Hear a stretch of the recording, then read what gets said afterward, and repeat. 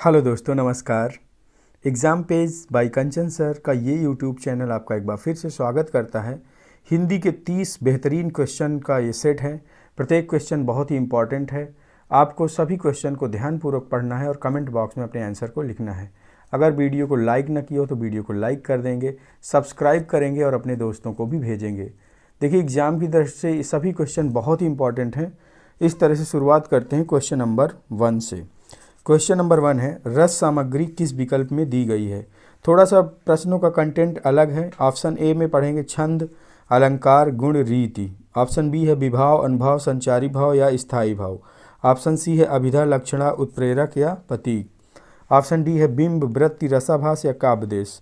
तो आपको इन ऑप्शंस के अकॉर्डिंग रस सामग्री वाला विकल्प आपको चुनना है। तो इस क्वेश्चन से रस के कहते हैं 4 अंग होते हैं: स्थायी भाव, विभाव, अनुभाव तथा संचारी भाव। संचारी भाव को ही कभी कभी व्यभिचारी भाव भी कहा जाता है। नाट्यशास्त्र में भरत मुनि ने रस की व्याख्या करते हुए ये कहा है कि विभाव, अनुभाव, व्यभिचारी भाव के संयोग से ही रस की निष्पत्ति होती है। तो इसके अकॉर्डिंग आपका ऑप्शन नंबर बी एकदम सही हो जाएगा, यानी रस सामग्री जो है ऑप्शन नंबर बी में उपलब्ध है। नेक्स्ट क्वेश्चन है, वीरों का कैसा हो बसंत इस कविता में किस रस की सृष्टि हुई है। तो देखिए, ऑप्शन है वीर रस, श्रृंगार रस, अद्भुत रस या बीभत्स रस। वीरों का कैसा हो बसंत, तो इसमें पहला ही शब्द आपको मिल ही रहा है, एक इंडिकेशन है। इस पंक्ति में जो है वीर रस का उल्लेख किया गया है। इस तरह से क्वेश्चन नंबर 2 का ऑप्शन नंबर ए आपका एकदम सही हो जाएगा।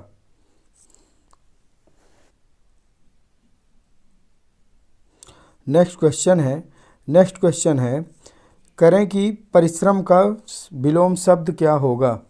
तो परिश्रम का विलोम शब्द देखना है आपको। ऑप्शन नंबर ए है आश्रय, ऑप्शन नंबर बी है विश्राम, ऑप्शन नंबर सी है विश्रांत और ऑप्शन नंबर डी है विश्राम। तो परिश्रम का जो विलोम शब्द होता है वो विश्राम होता है। अन्य विकल्प सभी इसमें असंगत हैं। देखिए, इस तरह का कोई वर्ड ही नहीं होता। ये जो आपका लिखा है विश्राम भी कोई वर्ड ही नहीं होता। आश्रय मीन्स होता है आसरा, यानी किसी चीज़ या किसी जगह में जब रहने का इंतज़ाम हो जाए तो इसको आश्रय बोलते हैं। लेकिन यहाँ पर ऑप्शन के अकॉर्डिंग परिश्रम का विलोम शब्द विश्राम एकदम सही हो जाएगा। बढ़ते हैं नेक्स्ट क्वेश्चन की तरफ। नेक्स्ट क्वेश्चन है, करें सुषुप्ति का विलोम शब्द क्या होगा। ऑप्शन है जागरति, ऑप्शन बी है जदरति, ऑप्शन सी है जागृति या ऑप्शन डी है जागृत। सुषुप्ति का विलोम शब्द जो होगा वो आपका ऑप्शन नंबर डी सही हो जाएगा, जागृत।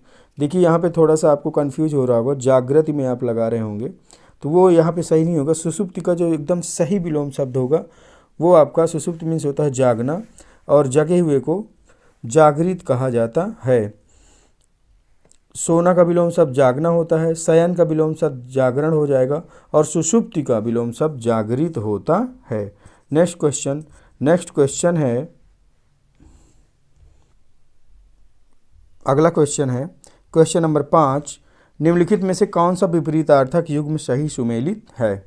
आपको पढ़ना है। ऑप्शन ए उद्योगी का हो जाएगा अनुद्यत, औरस, जारज, उन्मत्त, विमुख, उच्छ्वास, अनुच्छिष्ट।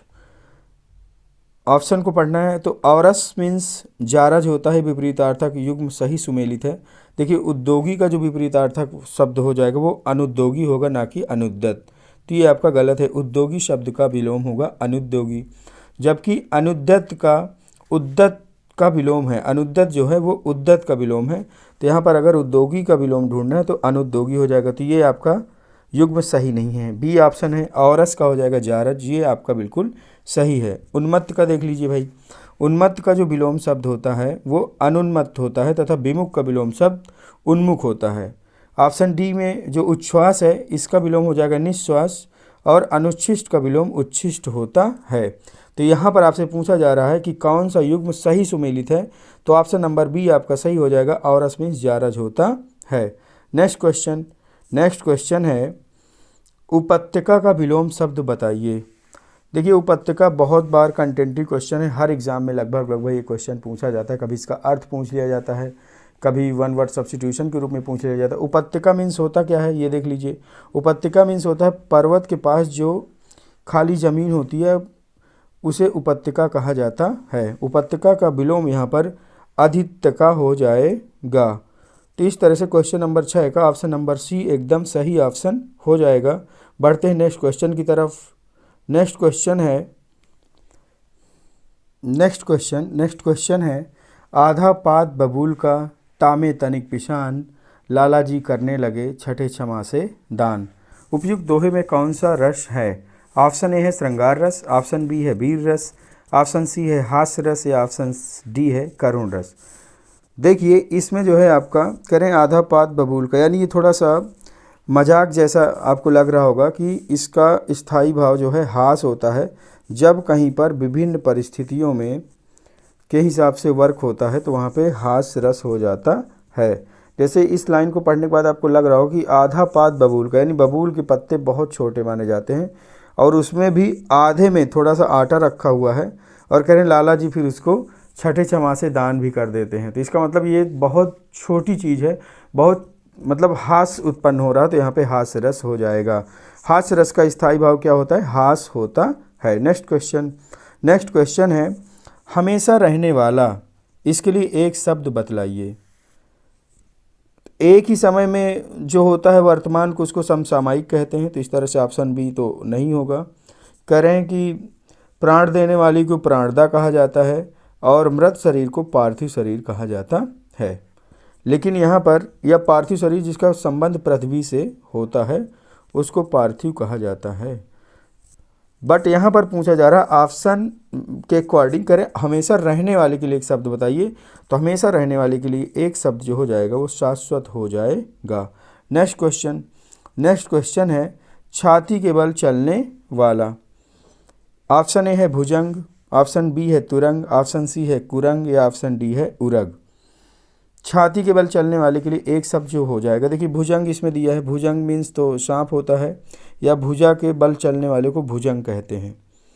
हिंदी है भाई, इसमें देखिए जब शब्दों को तोड़ के पढ़ा जाता है तो उसमें फिर वैसे भुजंग मीन्स सांप होता है, लेकिन यहाँ पे भुजंग अगर शाब्दिक अर्थ होगा तो भुजा के बल चलने वाले को भुजंग कहते हैं। बट यहाँ पे पूछा गया है छाती के बल चलने वाले को, तो यहाँ पे उरक सही हो जाएगा।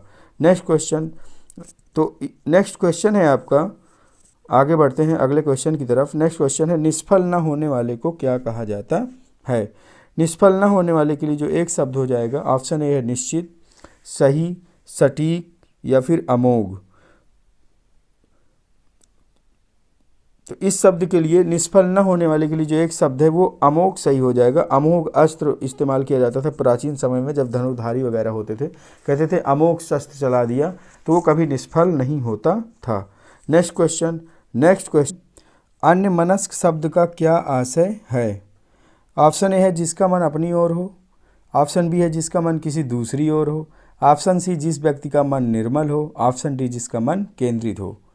अन्यमनस्क का आशय जिसका मन किसी दूसरी ओर लगा हो, तो इस तरह से आप ऑप्शन नंबर बी आपका सही हो जाएगा। 11वें नंबर का ऑप्शन नंबर बी एकदम करेक्ट आंसर हो जाएगा। नेक्स्ट क्वेश्चन है हाथी की पीठ पर रखे जाने वाले आसन के लिए एक शब्द क्या होगा? हाथी की पीठ पर रखने जाने वाले जो आसन होते हैं ये भी पुराने टाइम में यूज होता था। घोड़े की पीठ पर रखने वाले आसन को गद्दी या जीन कहा जाता था। घोड़े आदि की पीठ पर कसने की जीन को काठी तथा लोहे के जाल का बना कवच जिस युद्ध के समय पहना जाता था उसे बख्तर या बख्तरबंद भी कहा जाता था। जैसे आपने मूवी वगैरह में देखा होगा कि बख्तरबंद होता था, लोहे का बना होता था। तो इस तरह से ऑप्शन ए तो होगा नहीं, क्योंकि ये घोड़े पे बैठने वाली जीन है। काठी शब्द आपको बता ही दिया गया कि जीन को जो कसने के लिए, और लोहे का जो जाल होता था उसको बख्तर बोलते थे। तो यहाँ पर एक ऑप्शन बच रहा सी ऑप्शन, यानी ऑप्शन नंबर सी आपका एकदम सही हो जाएगा। हाथी की पीठ पर रखा जाने वाले आसन के लिए एक शब्द हौदा हो जाएगा। नेक्स्ट क्वेश्चन आपका हो जाएगा, करें कि निम्नलिखित में से संज्ञा विशेषण का जोड़ा सही नहीं है। ऑप्शन ए है विष विषैला, पिता पैतृक, आदि आदमी आदिम या प्रांत प्रांतिक। आपका जोड़ा है वो सही नहीं इसमें पूछ रहा। तो देखिए विष का जो आपका विषैला है तो सही है, आदि का आदिम भी सही है, पिता का पैतृक भी सही है, लेकिन जो प्रांत का प्रांतिक है वो सही नहीं, बल्कि यहाँ पे प्रांत का प्रांतीय हो जाना चाहिए। ये आपका जो संज्ञा विशेषण का जोड़ा ये सही नहीं, प्रांत का प्रांतीय होता है ना कि प्रांतिक। नेक्स्ट क्वेश्चन है पहले से बहुत धीरे में कौन सा पदबंध होगा।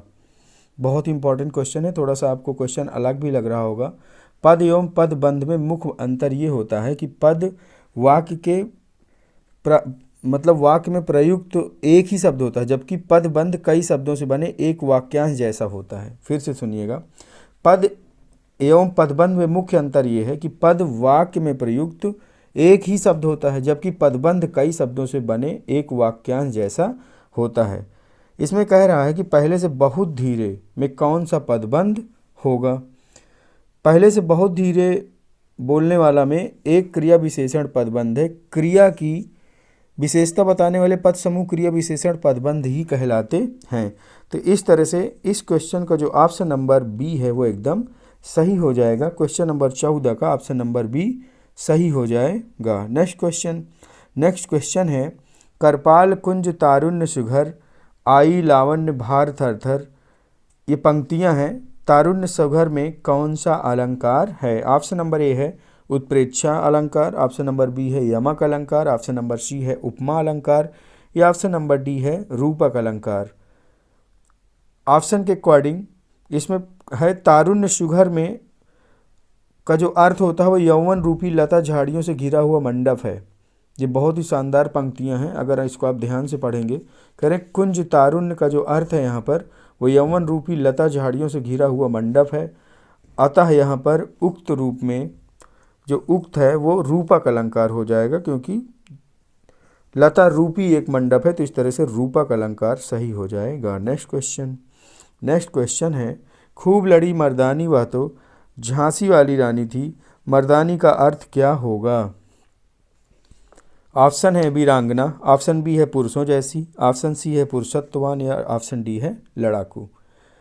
खूब लड़ी मर्दानी वह तो झांसी वाली रानी थी, ये पंक्तियाँ सुभद्रा कुमारी चौहान द्वारा रचित रचना है, जिसमें मर्दानी का अर्थ पुरुषों जैसी या पुरुषों जैसा वस्त्र पहनने वाली से नहीं लिया गया है, बल्कि इस कविता में मर्दानी का अर्थ वीर से है, यानी वीर का जो स्त्रीलिंग होगा वो वीरांगना इसमें सही हो जाएगा, यानी ऑप्शन नंबर ए बिल्कुल सही हो जाएगा।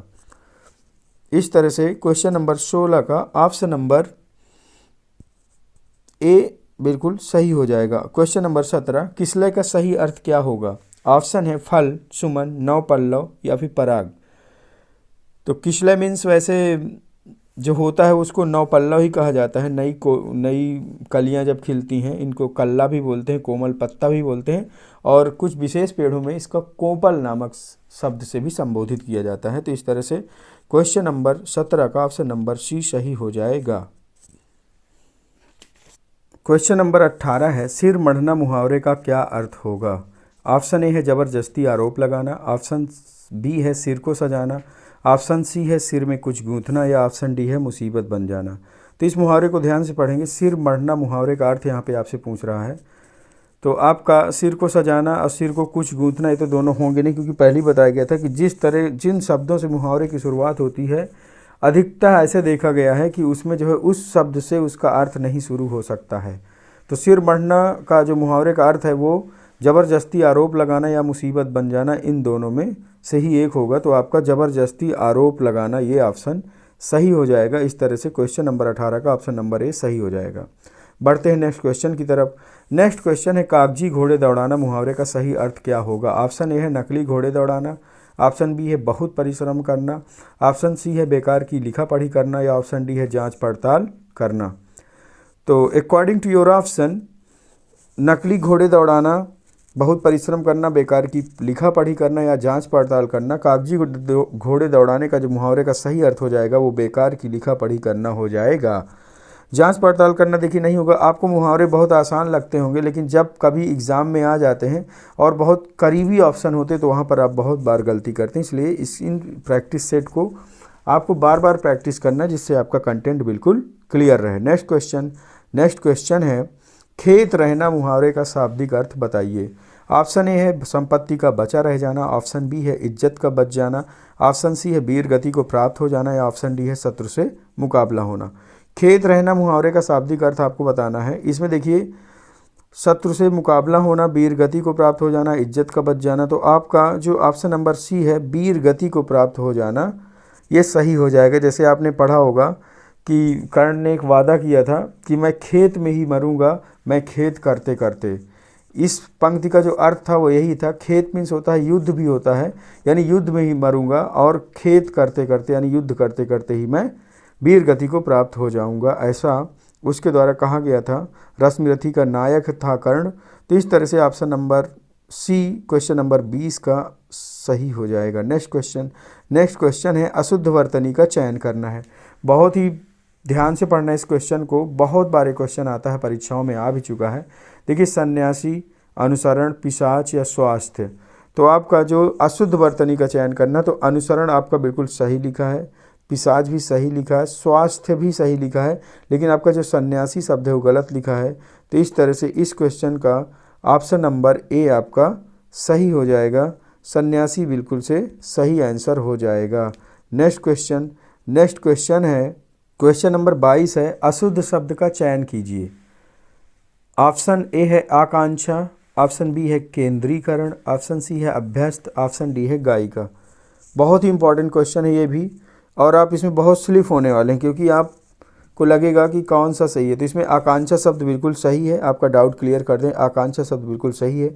आकांक्षा मीन्स इच्छा होता है। केंद्रीकरण, अभ्यस्त और गायिका, गायिका भी बिल्कुल आपका सही लिखा है, अभ्यस्त भी आपका सही लिखा, लेकिन केंद्रीकरण देखिए गलत लिखा। केंद्रीकरण में एक्चुअल में या होना चाहिए, केंद्रीयकरण होना चाहिए। तो इस तरह से आपका ऑप्शन नंबर बी गलत है, और जो गलत है वो इस ऑप्शन में सही हो जाएगा। इस तरह से क्वेश्चन नंबर 22 का ऑप्शन नंबर बी एकदम सही हो जाएगा। नेक्स्ट क्वेश्चन, क्षत्रिय शब्द में कौन सा प्रत्यय लगा हुआ है? ईय प्रत्यय है, या प्रत्यय है, इत प्रत्यय है या इल प्रत्यय है?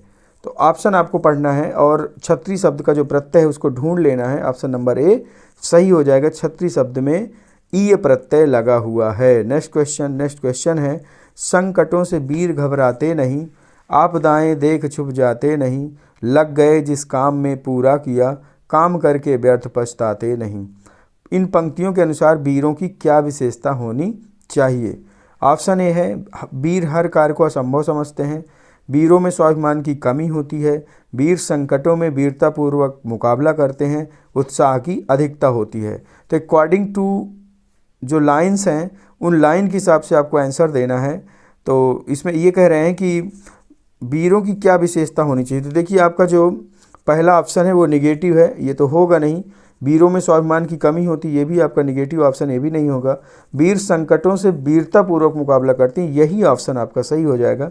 क्वेश्चन नंबर 24 में का ऑप्शन नंबर सी आपका एकदम सही हो जाएगा। नेक्स्ट क्वेश्चन है मानसिक किस शब्द की भाववाचक संज्ञा? बहुत ही ज़बरदस्त क्वेश्चन है, इसका आंसर आपको सही कमेंट बॉक्स में लिखना है। ऑप्शन ए है मानस, ऑप्शन बी है मनस, ऑप्शन सी है मन या ऑप्शन डी है मान।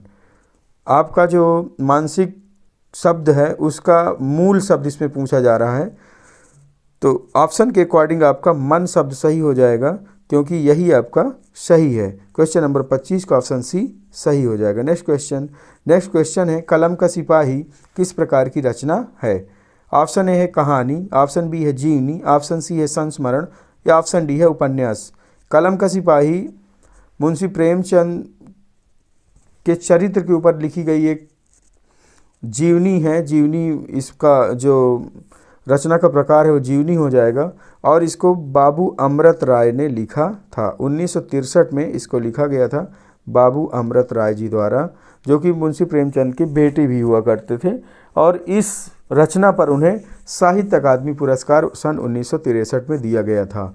इस प्रकार से कलम का सिपाही किस प्रकार की रचना है? तो कलम का सिपाही एक जीवनी प्रकार की रचना है। क्वेश्चन नंबर 26 का ऑप्शन नंबर सी एकदम सही हो जाएगा। नेक्स्ट क्वेश्चन है क्वेश्चन नंबर 27, ठाकुर शब्द का स्त्रीलिंग शब्द क्या होगा? ऑप्शन ए है ठाकुरनी, ऑप्शन बी है ठाकुरी, ऑप्शन सी है पुरानी या ऑप्शन डी है ठाकुराइन। क्वेश्चन नंबर 27 का जो राइट आंसर हो जाएगा वो ऑप्शन नंबर डी हो जाएगा। ऑप्शन नंबर डी ठाकुराइन ठाकुर शब्द का स्त्रीलिंग शब्द होता है। नेक्स्ट क्वेश्चन है राम ने नहाकर भोजन किया किस प्रकार की क्रिया है? ऑप्शन ए है अकर्मक क्रिया, ऑप्शन बी है कर्म क्रिया, ऑप्शन सी है पूर्वकालिक क्रिया, या ऑप्शन डी है संयुक्त क्रिया।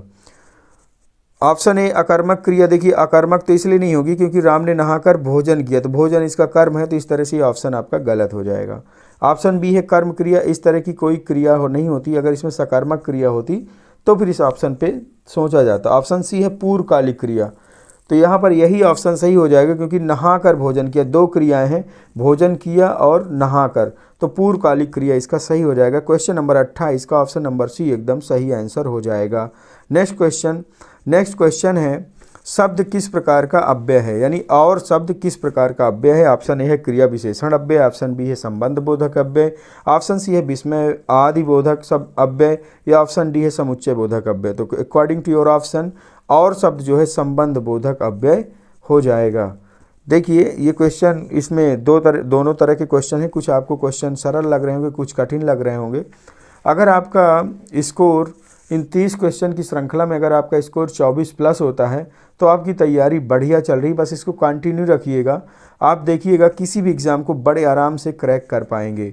हमारे चैनल को फॉलो करते रहिएगा और आप अपनी तैयारी को एक विशेष परिस्थिति तक ले जाएंगे तो आप हर एग्ज़ाम को क्रैक कर ले जाएंगे। नेक्स्ट क्वेश्चन है हर्षवर्धन भिखारियों को दान देता है, प्रयुक्त वाक्य में कौन सा कारक होगा। ऑप्शन ए है संप्रदान कारक, ऑप्शन बी है अपदान कारक, ऑप्शन सी है कारण कारक, या ऑप्शन डी है संबंध कारक। देखिए बहुत ही इंपॉर्टेंट क्वेश्चन है और बहुत ही आसान क्वेश्चन है। इस क्वेश्चन को आप होमवर्क के लिए आपके लिए छोड़ रहे हैं। इस क्वेश्चन का आंसर आप अगले पेपर में अपना कमेंट बॉक्स में दीजिएगा, और अगर ये क्वेश्चन का आंसर आप दे पाते हैं तो आपका इसका मतलब कारक वाला जो पोर्शन है वो सही है। तो इस तरह से मिलते हैं अगले वीडियो में, तब तक के लिए नमस्कार, अपनी तैयारी करते रहिए।